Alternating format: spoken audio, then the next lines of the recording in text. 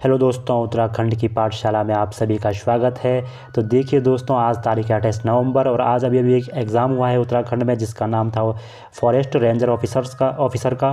देखिए इस पेपर में हम देखेंगे आज उत्तराखंड से संबंधित पूछे गए प्रश्नों के आंसर। ज़्यादा हम डिस्कस नहीं करेंगे आंसर्स पर, लेकिन जो सही आंसर इनके हैं उनके बारे में हम बात करेंगे कि कौन सा आंसर इनमें सही है। तो चलिए दोस्तों देखते हैं इस आंसर सीरीज़ को आज के पेपर की। तो चलिए शुरू करते हैं। उत्तराखंड के क्वेश्चनों को हम यहाँ पर देखेंगे। तो चलिए शुरू करते हैं। पहला क्वेश्चन जो आज का था वो था, पुरोला में उत्खनित यज्ञ वेदिका स्थल पर किस वंश से संबंधित तांबे का सिक्का प्राप्त हुआ है। तो पुरोला में उत्खनित यज्ञ वेदिका स्थल पर जिस वंश का तांबे का सिक्का प्राप्त हुआ है, इनमें से वो वंश अगर सही माना जाए तो वो हो जाएगा कुणिंद वंश। देखिए कुणिंद वंश से संबंधित सिक्के यहाँ पर प्राप्त हुए हैं बहुत सारे। हालांकि यहाँ पर कुषाण कालीन चीज़ें भी प्राप्त हुई हैं, लेकिन कुषाणों का सिक्का प्राप्त हुआ इसकी कोई जानकारी नहीं है। यहाँ पर कुणिंदों का सिक्का प्राप्त हुआ, यही इसका सही आंसर होना चाहिए और इसी के सबसे ज़्यादा चांस भी है। और ये मैंने देखा भी है, पढ़ा भी है इसे कि कुणिंदों के सिक्के यहाँ पर प्राप्त हुए हैं। तो पहले का जो सही आंसर होगा वो होगा ऑप्शन डी। दूसरा जो प्रश्न है वो है, उत्तराखंड में प्राप्त सबसे प्राचीन अभिलेख निम्नलिखित में से कौन सा है। तो इन चार अभिलेखों में से सबसे प्राचीन अभिलेख कौन सा माना जाना चाहिए। तो देखिए सबसे प्राचीन जो अभिलेख उत्तराखंड में प्राप्त हुआ है वो है कालसी में अशोक का शिलालेख, जो सदी ईस्वी से पूर्व का है। तो कालसी का जो शिलालेख है वही उत्तराखंड का सबसे प्राचीन शिलालेख है। अगला तीसरा जो प्रश्न है वो है, उत्तराखंड के किस जनपद का भौगोलिक क्षेत्रफल सर्वाधिक है। तो देखिए बहुत विवाद इस क्वेश्चन पे हमेशा से रहा है, लेकिन इसका जो सही आंसर है वो है ऑप्शन बी, चमोली जनपद। 8030 जो इसका क्षेत्रफल है वर्ग किलोमीटर, वही सबसे बड़ा जनपद है उत्तराखंड का, चमोली जनपद। इसका बी आंसर पहले भी सही हो चुका है एक बार। अगला प्रश्न है, पुरस्कृत फिल्म देवभूमि का निर्देशन किसने किया था। तो पुरस्कृत जो फिल्म है जिसको पुरस्कार बहुत सारे मिले हैं, हॉलीवुड ने इसे बनाया है देवभूमि नाम से।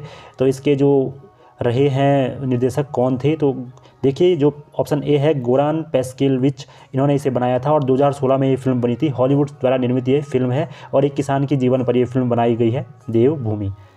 पाँचवा प्रश्न है, उत्तराखंड में विकास खंडों की संख्या कितनी है।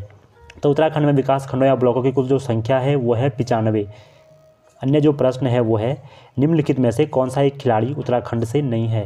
तो देखिए अगर उत्तराखंड से संबंधित खिलाड़ियों की बात करें तो जसपाल राणा, उन्मुख चंद, ऋषभ पंत, ये सब उत्तराखंड से संबंधित हैं। जसपाल लाल मशहूर शूटर रहे उत्तराखंड के। तो जो ललित उपाध्याय हैं वो उत्तराखंड से संबंधित नहीं है। अगला सातवां प्रश्न है, निम्न में से कौन सा वन्यजीव विहार हिम तेंदुओं के संरक्षण हेतु प्रसिद्ध है। तो इनमें से कौन सा एक वन्यजीव विहार ऐसा है जो हिम तेंदुओं के लिए प्रसिद्ध है। तो सोना नदी वन्यजीव, या बिनसर राष्ट्रीय राजाजी उद्यान, या गोविंद वन्यजीव विहार। तो देखिए इनमें साफ साफ है कि हिम तेंदुए हमेशा हिमालय में निवास करते हैं और हिमालय में जो इनमें से एक जो वन्यजीव विहार है वो है गोविंद वन्यजीव विहार उत्तरकाशी में। बाकी सभी निचले हिस्सों में है, तो इनमें हिम तेंदुआ होगा नहीं। ये तो सिर्फ यहाँ पर थोड़ा सा दिमाग का यूज, मतलब हल्का सा एक लॉजिक लगाना था और इसका आंसर निकल जाता है गोविंद वन्यजीव विहार, जो कि उत्तरकाशी में स्थित है। 1855 में इसकी स्थापना यहाँ पर की गई थी। अगला प्रश्न है, हैली नेशनल पार्क की स्थापना किस वर्ष की गई। तो देखिए हैली नेशनल पार्क की स्थापना की बात कर रहा है, भारत का ही नहीं एशिया का पहला नेशनल पार्क है हैली नेशनल पार्क। 1936 में इसकी स्थापना हुई। अब इसे जाना जाता है जिम कॉर्बेट नेशनल पार्क के नाम से। 520 वर्ग किलोमीटर के आसपास इसका क्षेत्रफल है। अगला जो प्रश्न था वो था, निम्न में से किस ताल में मानव कंकाल पाए गए थे। तो किस ताल में अभी मानव कंकालों के लिए प्रसिद्ध ये रहस्यमयी ताल है। तो इसका जो सही आंसर है वो सभी जानते होंगे, रूपकुंड ये ताल है, रहस्यमयी ताल। देखिए दोस्तों बहुत आसान यहाँ पर क्वेश्चन पूछे गए थे, इतना आसान क्वेश्चन उत्तराखंड से बहुत कम एग्जाम में पूछे जाते हैं। अगला जो प्रश्न है, उत्तराखंड में वनराजी जनजाति किस जनपद में निवास करती है। तो वनराजी जनजाति, जो कि इसे वन रावत भी हम कहते हैं, एक आदिम जनजाति उत्तराखंड की ये है। तो पिथौरागढ़ जिले में ये पूर्ण रूप से मतलब काफ़ी इसकी जनसंख्या पिथौरागढ़ में निवास करती है, कुमाऊं की ये जनजाति है। अगला जो प्रश्न है वो है, रम्माण किस वर्ष नई दिल्ली में गणतंत्र दिवस की परेड में उत्तराखंड की झांकी का हिस्सा रही। तो रम्माण देखिए लोक उत्सव या लोक नृत्य है उत्तराखंड की, चमोली में स्वरूप डुंगरा गाँव में ये होती है। तो ये जो उत्तराखंड की गणतंत्र दिवस परेड की झांकी का हिस्सा रही थी, ये रही थी 2016 में। देखिए 2016 में झांकी का हिस्सा रही थी रम्माण हमारी झांकी। अगला प्रश्न, भारत के सर्वोच्च न्यायालय में न्यायाधीश रहने वाले उत्तराखंड के प्रथम न्यायविद कौन थे। तो इनमें से कौन से वो व्यक्ति हैं जो भारत के सर्वोच्च न्यायालय में न्यायाधीश रहे और उत्तराखंड के प्रथम न्यायविद भी रहे। तो इसका जो सही आंसर है वो है ऑप्शन बी, न्यायमूर्ति प्रफुल्ल चंद्र पंत। अगला प्रश्न है, उत्तराखंड उच्च न्यायालय ने सबसे पहले किस नदी को जीवित प्राणी का दर्जा दिया। तो उत्तराखंड जो उच्च न्यायालय है उसने 2008 में एक नदी को जीवित प्राणी का दर्जा दिया है और वो है गंगा नदी। अगला प्रश्न, निम्नलिखित में से कौन पुरुषार्थ के संपादक थे। तो पुरुषार्थ जो पत्र था उसके संपादक निम्नलिखित में से कौन से थे। तो देखिए गिरिजादत्त नैथानी थे पुरुषार्थ के संपादक। 1917 में उन्होंने अखबार निकाला था पुरुषार्थ नाम से। जिसने अल्मोड़ा अखबार के बंद होने पर एक लाइन यहाँ पर लिखी थी कि क्या एक तीर से 3 शिकार, पुली, मुर्गी और अखबार, ऐसा कुछ लिखा था इस पुरुषार्थ ने गिरिराज नैथानी का, और था और 1921 में उनकी मृत्यु के साथ ये बंद हो गया था। अगला जो प्रश्न है, उत्तराखंड के उस जिले का नाम बताइए जहाँ पर कार्तिक स्वामी मंदिर स्थित है। तो कौन सा वो जिला यहाँ पर होगा इनमें से जिसमें कार्तिक स्वामी मंदिर है? तो बहुत आसान इसका आंसर था, रुद्रप्रयाग जिले में स्थित है प्रसिद्ध कार्तिक स्वामी मंदिर, क्रौंच पर्वत पर यह मंदिर स्थित है। अगला प्रश्न, होली हिमालय पुस्तक के लेखक का नाम बताइए। तो इनमें से कौन से व्यक्ति हैं जिनकी पुस्तक का नाम था होली हिमालय? तो इसका जो सही आंसर है वो है ई श्रीमन ओकले, उनकी पुस्तक है होली हिमालय। जबकि पातीराम की जो प्रसिद्ध पुस्तक है वह है ancient and modern, Uttarakhand ancient and modern, कुछ ऐसी किताब का नाम है। अगला प्रश्न, कुमाऊं का अंतिम चंद राजा कौन था? तो देखिए, कुमाऊं का अंतिम चंद राजा जो गोरखों के साथ युद्ध में मारा गया, इसके बाद गोरखों का शासन कुमाऊं पर हुआ था, तो वो अंतिम राजा था महेंद्र चंद, ऑप्शन बी।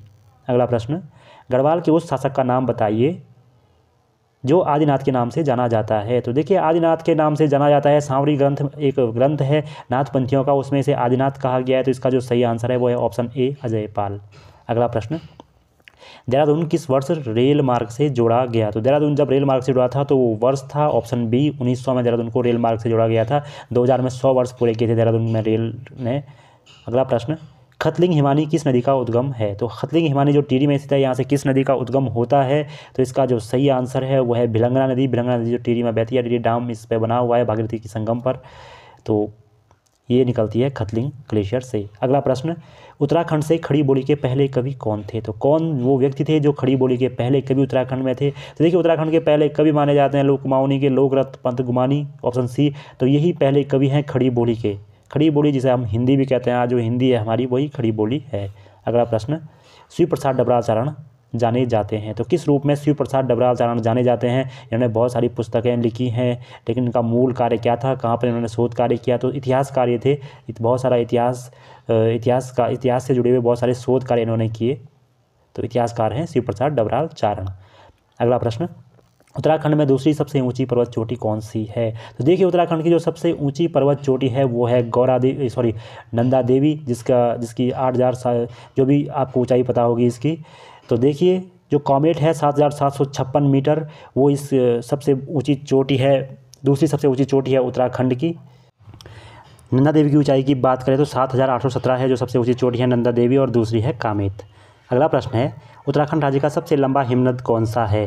तो बात करें उत्तराखंड राज्य के सबसे लंबे हिमनद की, तो जो उत्तराखंड का सबसे बड़ा हिमनद है गंगोत्री हिमनद, वही है उत्तराखंड का सबसे लंबा हिमनद, गंगोत्री हिमनद।